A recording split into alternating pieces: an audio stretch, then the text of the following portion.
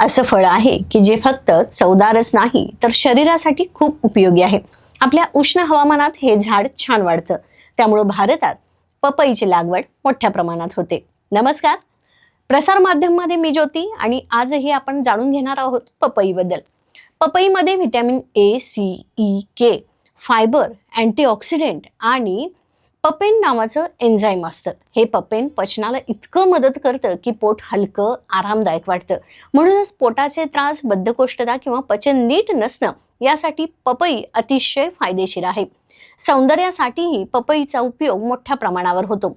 चेहऱ्यावर पपईचा तुकडा चोळला किंवा पेस्ट लावली की त्वचा स्वच्छ, उजळ आणि मऊ होते। पिंपल्स कमी होतात कारण पपईतील एन्झाईम त्वचेला नैसर्गिकरित्या ग्लो देतात। दही आणि पपईचा केसांसाठी केलेला पपईचा मास्क केसांना चमकदार आणि मजबूत बनवतो। त्यामुळे सौंदर्य प्रसाधनामध्येही पपईचा भरपूर प्रमाणात वापर होतो। पपई हे सौंदर्यासाठी इतकं उपयुक्त आहे की सर्रास क्रीममध्ये किंवा सौंदर्य प्रसाधनामध्ये हे वापरलं जातं। पपई शरीराची रोगप्रतिकार शक्ती वाढवते आणि शरीरातील सूज कमी करते। यामधील बीटा कॅरोटीन डोळ्यांसाठी खूप चांगला असतो। नियमित पपई खाल्ल्यानं हृदयही निरोगी बनतं, कारण यात फायबर आणि पोटॅशियम भरपूर प्रमाणात असतं। हे कोलेस्ट्रॉल नियंत्रणात ठेवतं। म्हणजेच पपई हे एक छोटं फळ नाही तर शरीराला आतून मजबूत करणारं एक पौष्टिक पॅकेज आहे। पपई खाण्याचेही अनेक आणि खूप छान असे प्रकार आहेत। सकाळी रिकाम्या पोटी पपई खाल्ल्यास पचन उत्तम होतं। सॅलडमध्ये, ज्यूसमध्ये, स्मूदीमध्ये पपई छान लागतं।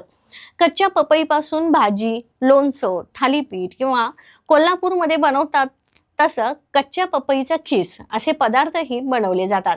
आपण पपईच्या पानाचा चहा घेऊ शकतो। पपईच्या प्रत्येक भागांमध्ये जसं की फळ, स्टिंग, बिया, पानं आणि मुळं या सर्वांमध्ये कर्करोगाच्या पेशी नष्ट करण्यासाठी आणि त्यांची वाढ थांबवण्यासाठी शक्तिशाली असं औषध असतं।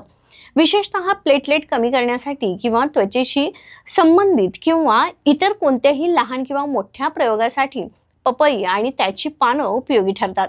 काही समज असेही आहेत की पपई खाऊ नये। अगदी चूकही नाही आणि बरोबरही नाही, कारण पपई हे काही परिस्थितीमध्ये शरीरावर प्रतिकूल प्रभाव टाकू शकतं। पपईत लॅक्टेक नावाचं घटक असतो। केवळ कच्च्या पपईत ते जास्त असतं। हा लॅक्टेक काही व्यक्तींमध्ये पोटदुखी, जुलाब, उलट्या आणि ॲलर्जीज निर्माण करू शकतं। काही लोकांना पपईतील प्रथिने पचत नाहीत, त्यामुळं त्यांना पोटात मुरडा किंवा गॅसची समस्या होऊ शकते। तर पपई कधी खाऊ नये?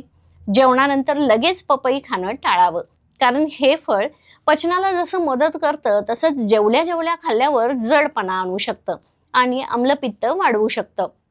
रात्री झोपायच्या अगोदर पपई खाल्ल्यास काही लोकांना पोटात जडपणा, गॅस, हलका त्रास होऊ शकतो। कच्ची किंवा अर्धवट पिकलेली पपई कधीही रिकाम्या पोटी खाऊ नये, कारण त्यातील लॅक्टेक पोटाला त्रास देऊ शकतं। मासिक पाळीमध्ये काही महिलांनी पपई प्रमाणात खाऊया, कारण त्यामुळं उष्णता वाढू शकते। त्यामुळं अशा वेळी प्रमाणात हे सांभाळावंच। त्याचबरोबर गर्भवती महिलांनी विशेषतः कच्ची पपई टाळावी, कारण हेच लॅक्टेक्स गर्भाशयावर दुष्परिणाम करू शकतं। पपईची ॲलर्जी असणाऱ्यांनी, जसं की पपई खाल्ल्यानंतर ज्यांना घसा खवखवतो, पुरळ उठतात, खाज सुटते किंवा श्वास घेताना त्रास होतो अशी लक्षणं दिसणाऱ्यांनी पपई पूर्णपणे टाळावा। पोटात अल्सर, आम्लपित्त किंवा गंभीर पचनाचे त्रास असणाऱ्यांसाठीही पपई काही वेळा त्रासदायक ठरू शकतो। मधुमेह असणाऱ्यांनी खूप गोड, जास्त पिकलेली पपई खाऊ नये, कारण तिची नैसर्गिक साखर शुगर वाढवू शकते। तसंच किडनीच्या गंभीर आजारांमध्ये जास्त पोटॅशियम असलेली फळं मर्यादित घेण्याचा प्रयत्न केला पाहिजे। त्यामुळं अशा रुग्णांनी डॉक्टरांचा सल्ला घ्यावा। एकंदरीत काय, पपई हे फळ बहुउपयोगी आहे, पचायला हलकं आहे, आरोग्यासाठी आणि सौंदर्यासाठी अत्यंत फायदेशीर असं हे फळ आहे।